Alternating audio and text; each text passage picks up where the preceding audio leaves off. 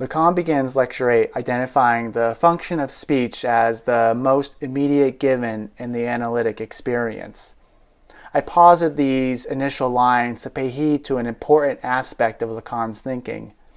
The phrase, the most immediate given, conjures associations with empiricism and confers a kind of indubitability by its pure fact of arising into appearance.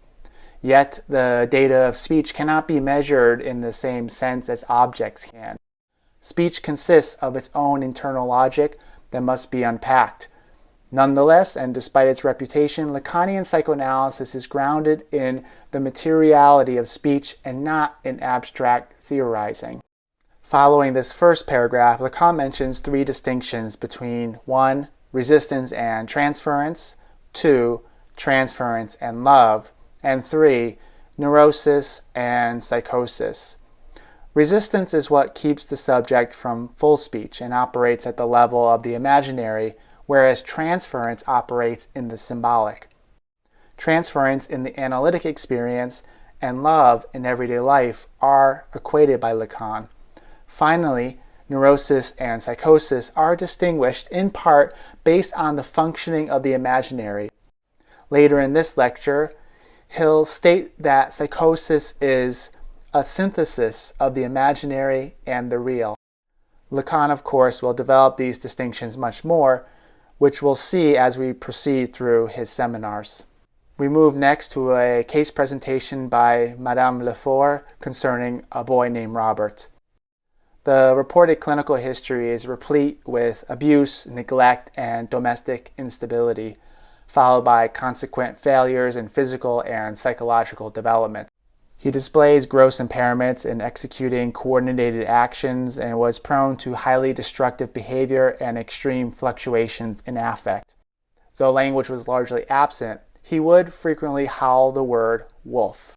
Following the presentation of this case and a discussion around the meaning of the word wolf, Lacan seemingly redirects the conversation to focus on the difference between the superego and the ego ideal.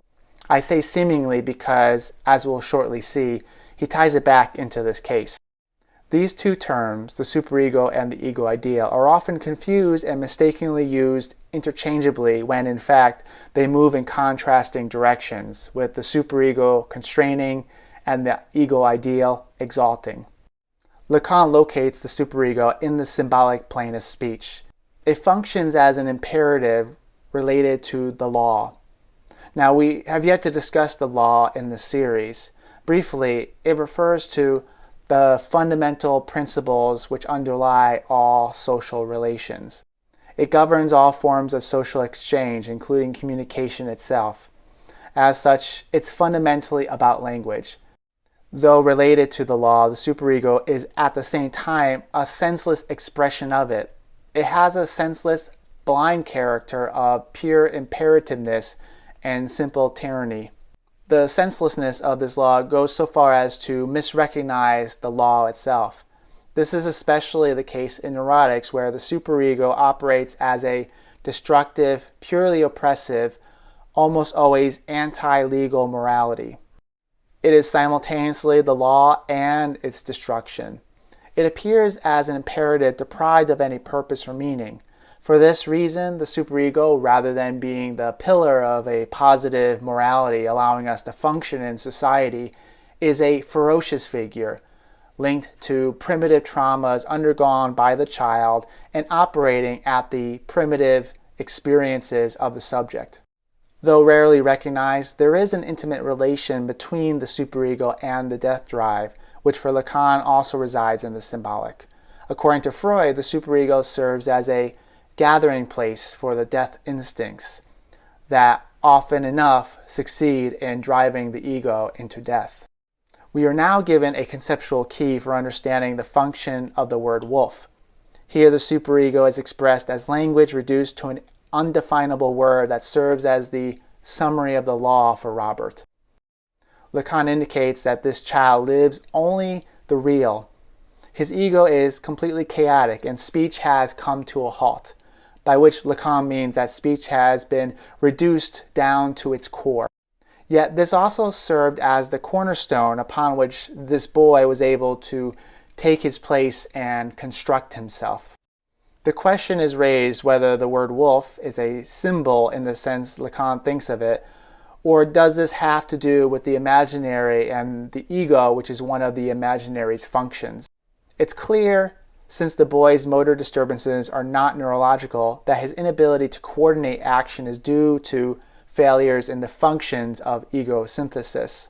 Such a situation demonstrates how dysfunction at the superstructural level, the imaginary function of the ego, affects the lower levels, the sensory motor maturation. Now, it wasn't clear to me whether this answers the question raised, since we're not provided an answer here about where the word wolf fits. Lacan clearly suggests that the utterance of the word wolf could be an expression of the superego, given the way he's defined that term. Yet, if Robert is operating at the level of psychosis, then this would mean that the symbolic has not taken hold of him and perhaps would instead suggest that this utterance functions differently. As you read Lecture 8, I would be interested in hearing your thoughts. Please feel free to leave them in the comments below. Also, I invite you to subscribe to this channel. Thank you for watching, and I'll see you next time.